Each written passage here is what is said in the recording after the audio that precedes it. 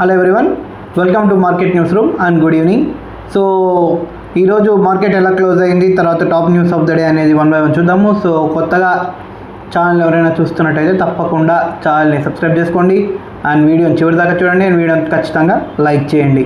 So ఇంకా మెయిన్గా మనకు నిఫ్టీలోకి వెళ్ళిపోదాం. 23,306 దగ్గర క్లోజ్ అయిందండి. 1.7% పెరిగింది ఈరోజు కూడా నిన్నట్లాగే. సో బ్యాంక్ నిఫ్టీ కూడా అబౌవ్ 2% పెరిగిందండి. 53,708 దగ్గర క్లోజ్ అయింది బ్యాంక్ నిఫ్టీ మనకు.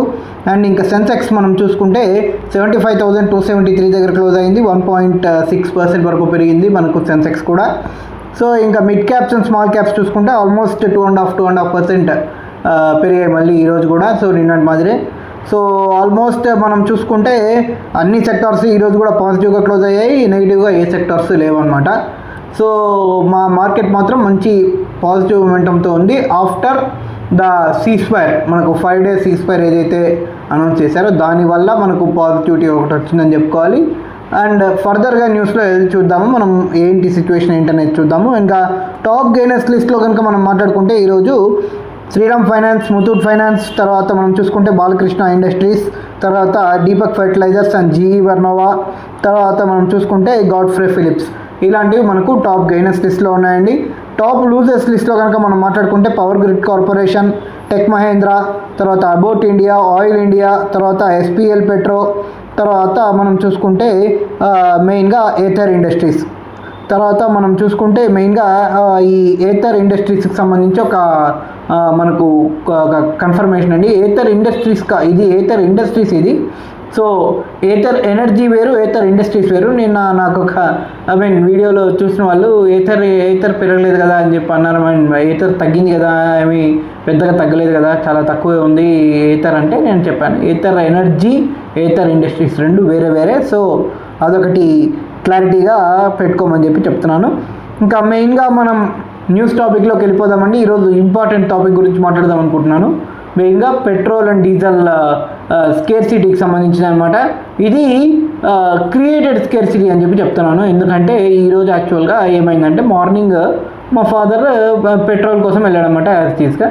సో ఒక్కసారిగా చూసేసరికి సడన్గా మొత్తం పెట్రోల్ బంక్ బయట మొత్తం ఫుల్ క్యూ ఉందంట, కంప్లీట్ క్యూ అని చెప్పి ఆయన రిటర్న్ వచ్చేసారు.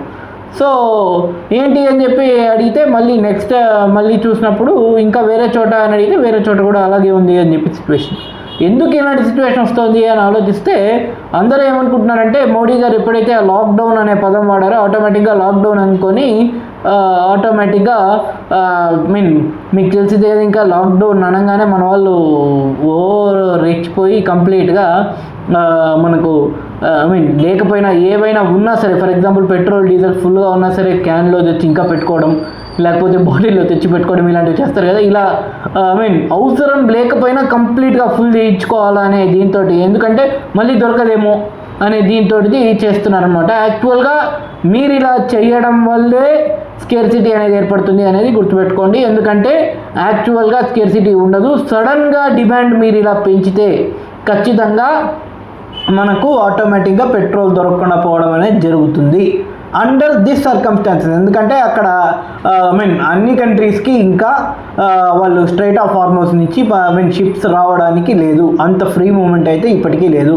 దాదాపు 100+ షిప్స్ వచ్చేవి డైలీ, దాదాపు 140 అనుకుంటా subject to correction. So present 20 ships కూడా రావడం కష్టమే. ఆ 20 షిప్స్లో చైనా, రష్యా, ఇండియా ఈ 3 కంట్రీస్కి సంబంధించి మాత్రమే వస్తున్నాయి. ఇండియాకి సంబంధించి వన్స్ అగైన్ నేను చెప్తున్నాను, మన నేవీనే వెళ్ళి ఎస్కాట్ చేసి మరీ తీసుకొస్తోంది ట్యాంకర్స్ని అని చెప్పి మనం క్లియర్గా చెప్పుకోవచ్చు. కానీ మనము నార్మల్ డిమాండ్కి ఎంత ఉందో అంతే కొంటున్నాము. ఇక్కడ మనం గుర్తుపెట్టుకోవాలి, జనరల్గా మనం వాడేటట్టు వాడితే మాత్రం మనకు ఏ ప్రాబ్లం రాదు, ఏ స్కేర్సిటీ రాదు.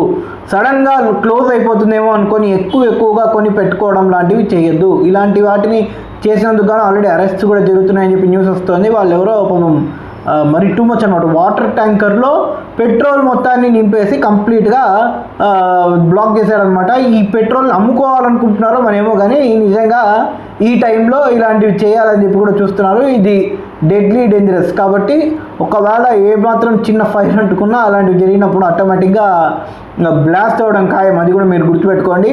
ఇలాంటివి ఏదైనా జరుగుతుంటే వెంటనే పోలీస్కి రిపోర్ట్ చేయమని చెప్పి అయితే నేను చెప్తున్నాను. ఇంకా పెట్రోల్ డీజిల్కి సంబంధించి కూడా అదే సిచ్యువేషన్ అనమాట. అండ్ ఎల్ఎన్జీకి సంబంధించి ఒక డిఫరెంట్ ఇష్యూ అనమాట. ఎల్ఎన్జీకి సంబంధించి యాక్చువల్గా కాస్ట్ స్కేర్సిటీ అనేది ఉండింది. సో యాక్చువల్గా మనము ఆల్టర్నేటివ్ రూట్స్ ద్వారా ఎల్ఎన్జీ తెప్పించుకుంటున్నాం. కానీ ఎందుకు ఎల్ఎన్జీ స్కేర్సిటీ వచ్చిందంటే కటార్ నుంచి మనం ఎక్కువగా తీసుకునే వాళ్ళం, కానీ కటార్ ఎల్ఎన్జీ ప్లాంట్ ఇప్పుడు క్లోజ్లో ఉంది కంప్లీట్. ఇంకో 5 years వరకు అనుకుంటాను కటార్ ప్లాంట్ నుంచి మనకు ఎల్ఎన్జీ ఎల్పిజి రావడం కష్టము. సో సిచ్యువేషన్ ఏంటంటే మనం ఆల్టర్నేట్ రూట్స్ వెతుక్కుంటున్నాము. బట్ ఇక్కడ ఏం చేస్తుందంటే గవర్నమెంట్ క్లియర్గా చెప్పింది 21 days మనకు హోమ్కి సంబంధించి ఎవరైనా ఫర్ ఎగ్జాంపుల్ మన హోమ్ యూసేజ్కి సంబంధించి ఎవరైనా ఎల్పిజి ఎల్ఎన్జి తెచ్చుకుంటే, సిలిండర్ తెచ్చుకుంటే, సో ఒకవేళ బుక్ చేస్తే, ఈరోజు బుక్ చేస్తే మామూలుగా మనకు 21 days గ్యాప్ ఉండేది. ఇది ఓల్డ్ స్టైల్ అనమాట, ఇదేం కొత్తది కాదు. సో 21 daysని జస్ట్ 4 days పెంచి 25 days చేయడం జరిగింది. సో ఇది కొంచెం డిలే అవుతుంది. బట్ ఇక్కడ ఇంకొక విషయం గుర్తుపెట్టుకోండి, ఫస్ట్ ప్రిఫరెన్స్ ఎప్పుడు మనకు ఫస్ట్ ప్రయారిటీ ఎప్పుడు ఖచ్చితంగా ఫస్ట్ హోమ్ యూసేజ్కి ఇస్తుంది గవర్నమెంట్, తర్వాతే కమర్షియల్ యూసేజ్కి ఇస్తుంది. కాబట్టి కమర్షియల్ యూసేజ్ సిలిండర్ ఉండే వాళ్ళు కాస్త ఇబ్బంది పడుతున్నారు. హోటల్కి సంబంధించి కొంచెం ఇబ్బంది ఉందన్నమాట, వాస్తవము. ఖచ్చితంగా మనకు కమర్షియల్ సిలిండర్ సంబంధించి ప్రాబ్లం వచ్చే ఛాన్స్ గ్యారంటీగా ఉంది, వస్తుంది కూడా. ఇన్ఫ్యాక్ట్ ఈ టైంకు ఆల్రెడీ ఆ ప్రాబ్లం నడుస్తుంది, చాలా హోటల్స్లో ఆ ప్రాబ్లం ఉందనేది నిజం. కాకపోతే ఇక్కడ ఏం చేస్తున్నారంటే హోటల్స్ వాళ్ళు ఆటోమేటిక్గా వాళ్ళు ఏం చేస్తున్నారంటే బ్లాక్ మార్కెట్లోకి వెళ్ళి కంప్లీట్గా మన హోమ్కి సంబంధించి రెసిడెన్షియల్కి ఇవ్వాల్సిన సిలిండర్కి సంబంధించిన వాటిని కూడా వాళ్ళు బ్లాక్లో కొనేసుకోవడం, ఎక్స్ట్రా అమౌంట్ ఇచ్చేసి, లేకపోతే ఫర్ ఎగ్జాంపుల్ 1800 రూపీస్ ఉంటే దాన్ని 2500, 3000, 4000 ఇలా ఎక్కువ అమౌంట్ ఇచ్చేసి వాళ్ళు రెసిడెన్షియల్కి వెళ్ళాల్సిన సిలిండర్ని కమర్షియల్ వాళ్ళు తీసేసుకోవడం వల్ల both parties, both residential as well as commercial ఇద్దరు ఇబ్బంది పడతారు. సో అదే జరుగుతుందన్నమాట ప్రస్తుతం ఎల్పిజికి సంబంధించి. సో ఇది గవర్నమెంట్ కొంచెం చూసుకోవాల్సి ఉంటుందన్నమాట. సో ఓవరాల్గా పెట్రోల్ డీజిల్కి సంబంధించి ఎలాంటి ప్రాబ్లం లేదు. అండ్ ఎల్పిజికి సంబంధించి కూడా నిజానికి మనకు షిప్స్ అనేవి వస్తున్నాయి అన్నమాట. ఎల్పిజి ఎల్ఎన్జి గ్యాస్కి సంబంధించిన షిప్స్ కూడా మన దగ్గరికి వస్తున్నాయి. కానీ ఈ స్కేర్సిటీ ప్రాబ్లం అయితే కొంచెం వీటిలోనే కనపడుతుంది, మనకు ఎల్పిజి ఎల్ఎన్జిలోనే కనపడుతుంది. పెట్రోల్ డీజిల్లో ఓన్లీ క్రియేటెడ్ మాత్రమే జరుగుతుంది, అది కూడా జనాలు టెన్షన్ పడడం వల్ల జరుగుతుంది, ఇంకేమీ లేదు. ఇది మాత్రం గుర్తుపెట్టుకోండి. ఇంకా నెక్స్ట్ మనం ఈరోజు వార్కి సంబంధించిన అప్డేట్స్ కూడా చూద్దాము. మనకు ఫస్ట్ ఆఫ్ ఆల్ ఒక విషయం గుర్తుపెట్టుకోవాలి, ఇక్కడ మనం నిన్న మాట్లాడుకున్నాం పాకిస్తాన్ చేసేదేం లేదు, జస్ట్ పాకిస్తాన్ ఒక పోస్ట్ మ్యాన్ మాత్రమే అని. సో అది వన్ మోర్ టైం ప్రూవ్ అయిపోయిందనమాట. సో పాకిస్తాన్ త్రూ మనకు ఇరాన్కి ఒక 15 point పీస్ ప్లాన్ అయితే పంపించారనమాట. ఈ పీస్ ప్లాన్లో అసలు ఏముంది అనేది మనం ఎలా తెలుసుకోవాలి అని ఆలోచించినప్పుడు ఇజ్రాయెల్ వాళ్ళే రిలీజ్ చేశారనమాట దీన్ని. అందులో 14 points అని చెప్పి రిలీజ్ చేశారు. ఇంకొక పాయింట్ ఏంటో కూడా మనకు కూడా తెలియదు, కానీ 14 pointsలో ఉన్నవి ఏంటి అని క్లియర్గా మనం చూసినప్పుడు సింపుల్, ఇరాన్ ఎట్వర్డ్స్లో న్యూక్లియర్ వెపన్స్ని తయారు చేయకూడదు. ఎన్రిచ్డ్ యురేనియం ఏదైతే ఉందో దాని 60% యురేనియం దాన్ని ఇంటర్నేషనల్ అటామిక్ ఏజెన్సీకి ఇచ్చేయాలి. ఇది ఫస్ట్ పాయింట్. సివిల్ న్యూక్లియర్ పవర్కి సంబంధించి అది అమెరికా హెల్ప్ చేస్తుంది. సో ఎట్టి పరిస్థితుల్లో మనము ఎన్రిచ్డ్ యురేనియం అనేది ఇరాన్ పెట్టుకోకూడదు అని చెప్పేది main point. Then next point ఏముంది, హమాస్, హిజ్బుల్లా, హూతీ వీళ్లకు ఆర్మ్ చేయకూడదు, అంటే వీళ్లకు ఫండింగ్ ఇవ్వకూడదు, ఆయుధాలు ఇవ్వకూడదు. ఇది కూడా ఒక పాయింట్లో ఉంది. దెన్ ఇంకొకటి ఏముంది, ఇరాన్ ఫర్దర్గా బ్యాలిస్టిక్ మిజైల్స్కి సంబంధించి ఓన్లీ 2000 kilometers కంటే తక్కువ రేంజ్, అంటే మేబీ 2000 కూడా ఉండకపోవచ్చు, 1500 వచ్చాయి. ఎందుకంటే 2000 రేంజ్ ఉంటే మాత్రం ఇజ్రాయెల్కి థ్రెట్ ఉండే ఛాన్స్ ఉంటుంది. సో 1500కి తీసుకొచ్చే ఛాన్స్ ఉంటుంది ఆ బ్యాలిస్టిక్ మిజైల్ రేంజ్ని. సో 1500 kilometers వరకే బ్యాలిస్టిక్ మిజైల్ కెపాసిటీ మీ దగ్గర, అంటే ఇరాన్ దగ్గర ఉండాలి. సో ఇవన్నమాట మెయిన్ పాయింట్స్. సో ఫర్దర్గా ఇరాన్ ఓన్లీ డిఫెండ్ చేసుకోవడానికి దీని మీద తను డిఫెండ్ చేసుకోవడానికి తన మీద అటాక్ జరిగితే డిఫెండ్ చేసుకోవడానికి మిజైల్స్ ఉండాలి తప్ప ఇంకొకళ్ళ మీద అటాక్ చేయడానికి మిజైల్స్ ఉండకూడదు అనేది ఇదంతా మొత్తం కలిపి ఈ 15 పాయింట్స్లో ఇవే ఉన్నాయన్నమాట. సో దీనికి ఇరాన్ ఒప్పుకుంటుందా? ఒప్పుకోదు. వాళ్ళు ఏం పెట్టారు యాక్చువల్గా, అసలు ఇక్కడ ఇరాన్ చుట్టుపక్కలలో ఏ కంట్రీలోనూ అరబ్ కంట్రీస్ మొత్తంలో అమెరికన్ బేసెస్ ఉండకూడదు అని చెప్పి పెట్టారనమాట. వీళ్ళేమో స్ట్రైట్ ఆఫ్ హార్మోస్ ఓపెన్ చేయాలి అని చెప్పి, ఫ్రీగా ఉండాలి, ఎట్టి పరిస్థితుల్లో దాని మీద ఇరాన్కి కంట్రోల్ ఉండకూడదు అని చెప్పి వీళ్ళు ఆ పీస్ ప్లాన్లో 15 పాయింట్ పీస్ ప్లాన్లో అది కూడా పెట్టారు. వీళ్ళేమో స్ట్రైట్ ఆఫ్ హార్మోస్ ఇప్పటికీ మా కంట్రోల్లో ఉందని చెప్తున్నారు. సో తర్వాత సిచ్యువేషన్ ఏంటి? ఇరాన్ దానికి ఒప్పుకోదు. సో ఏం చేస్తారు అనేది కూడా చూడాల్సింది ఉందన్నమాట. సో ఏం జరుగుతుంది? ఎందుకంటే మీరు చూడండి, స్ట్రైట్ ఆఫ్ హార్మోస్ ఓపెన్ చేయడమే టార్గెట్ అనమాట ఇప్పుడున్న ట్రంప్కి ప్రజెంట్ విన్ సిచ్యువేషన్ కింద మాట్లాడుకుంటే. ఎంతవరకు స్ట్రైట్ ఆఫ్ హార్మోస్ ఇరాన్ కంట్రోల్లో ఉంటుందో అంతవరకు ఖచ్చితంగా ఇరాన్కు పై చేయి ఉన్నట్టే అనేది క్లియర్గా మనకి ఇక్కడ అర్థమవుతున్న విషయం అనమాట. ఎంత ఇరాన్లో ఎంత డ్యామేజ్ జరిగినా సరే, ఫర్ ఎగ్జాంపుల్ రేపొద్దున పవర్ ఇన్ఫ్రాస్ట్రక్చర్ని యూఎస్ఏ టార్గెట్ చేసినా సరే స్ట్రైట్ ఆఫ్ హార్మోస్ ఓపెన్ అవ్వడం అనేదే అల్టిమేట్ గోల్గా పెట్టుకోవాల్సి ఉంటుందన్నమాట. సో వాళ్ళు అలాగే పెట్టుకున్నారు. సో ఏం జరుగుతుందనే చూడాలి. అది ఎప్పుడు అవుతుంది, ఓపెన్ అవుతుందా లేకపోతే ఇరాన్ కంట్రోల్లోనే ఉంటుందా అనేది మెయిన్ టార్గెట్ కింద మనకు కనబడుతుంది అనమాట. అండ్ ఇక్కడ ఇంకొక విషయం కూడా మాట్లాడుకోవాలి. మొహమ్మద్ బిన్ సల్మాన్ ఈయన Saudi Arabia ruler, so king అనమాట, king of Saudi Arabia. So ఆయన ట్రంప్తో మాట్లాడి ఫోన్ చేసి డైరెక్ట్గా ఎట్టి పరిస్థితుల్లో యుద్ధాన్ని అయితే ఆపద్దు, జస్ట్ కంప్లీట్లీ డెస్ట్రాయ్ ఇరాన్ అని చెప్పి ఆయన చెప్పినట్లు మనకు చాలా వాటిలో వస్తుంది న్యూస్లో, including New York times. So New York సంబంధించి వచ్చిందంటే అది కొంచెం రిలయబుల్ సోర్స్ కాబట్టి మనం మాట్లాడుకుంటే.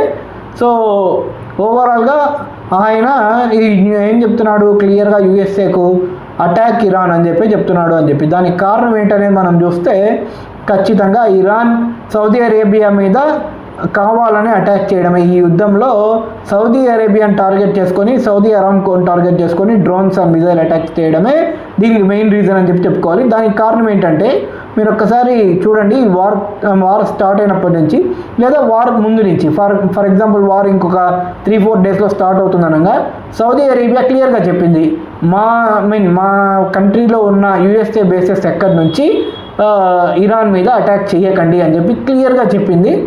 సో మేము ఎట్టి పరిస్థితుల్లో ఇవ్వమని చెప్పి. సో ఆ బేసెస్ అన్నీ కూడా ఖాళీగా ఉన్నాయి యాక్చువల్గా. సో సౌదీ అరేబియా ల్యాండ్ పై నుంచి ఇరాన్ మీద ఎలాంటి అటాక్ జరగలేదు. బట్ ఇరాన్ ఏం చేసింది, సౌదీ అరేబియా సివిలియన్ ఇన్ఫ్రాస్ట్రక్చర్ మీద అటాక్ చేసింది, లైక్ సౌదీ అరామ్కో. సో ఆటోమేటిక్గా సౌదీ అరేబియా చాలా కోపంగా ఉంది, చాలా సీరియస్గా ఉందని చెప్పుకోవాలి. ఈ కంట్రీస్ మొత్తం అని చెప్పుకోవాలి. In fact Saudi Arabia, ఖటార్, Bahrain, Kuwait, Oman ఇలాంటి ఏరియా మొత్తం ఈ గల్ఫ్ కంట్రీస్ అన్నీ కూడా ఇందుకే ఇరాన్ మీద చాలా కోపంగా ఉన్నాయి. ప్రస్తుతం ఇరాన్ ఒంటరిగా ఉందన్నమాట. ఎందుకంటే ఏ కంట్రీ కూడా సపోర్ట్ చేసే పరిస్థితిలో లేదు. రష్యా, చైనా సపోర్ట్ చేసినా సరే మీకు అవి బార్డర్ లేదు కాబట్టి చాలా ఇబ్బంది అవుతుంది. సో నైబరింగ్ కంట్రీస్ కాదు, మధ్యలో వేరే కంట్రీస్ ఉన్నాయి. ఫర్ ఎగ్జాంపుల్ ఒకవేళ పాకిస్తాన్ ఉంది అనుకున్నా సరే పాకిస్తాన్ డాలర్స్ చేతిలో పెడితే ఏదైనా చేస్తుంది. ఫర్ ఎగ్జాంపుల్ ఒక $1 మిలియన్ $2 మిలియన్ పాకిస్తాన్ చేతికి ఇచ్చి ఇప్పుడు వెళ్ళి ఇరాన్ని అటాక్ చేయి అని అమెరికా చెప్పిందంటే ఖచ్చితంగా విమానాలన్నీ వేసుకుపోయి ఖచ్చితంగా ఇరాన్ని అటాక్ చేస్తుంది పాకిస్తాన్. కాబట్టి పాకిస్తాన్ని ఇరాన్ నమ్మదు, సో ఏ కంట్రీ కూడా నమ్మదు. కాబట్టి పాకిస్తాన్ని మనం పక్కబడేయచ్చు.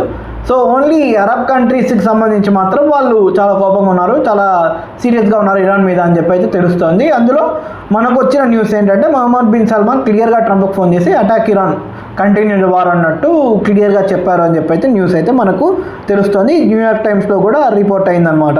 సో ఏం జరుగుతుంది నెక్స్ట్ వార్ అనేది చూడాలి. అండ్ ఈ 5 డేస్ దీని ప్రకారంగా మనం చూసుకుంటే 5 డేస్ సీజ్-ఫైర్ వల్ల ఒక మంచి పని అయితే జరిగింది. దానికి ఇదేంటంటే దాదాపు 95.5 దగ్గరకు వచ్చింది క్రూడ్ ఆయిల్, $95.5 per barrel దగ్గరకు వచ్చింది. అండ్ రూపీ మాత్రం ఈరోజు కొంచెం వీక్ అయింది. యాక్చువల్గా 93.8 93.9 దగ్గర ఉంది. నిన్న మనం చూసుకుంటే 93.6 93.7 దగ్గర ఉండే రూపీ కొంచెం ఒక 10 పైస్ వీకెండ్ అయిందని చెప్పి మనం చెప్పుకోవాలి.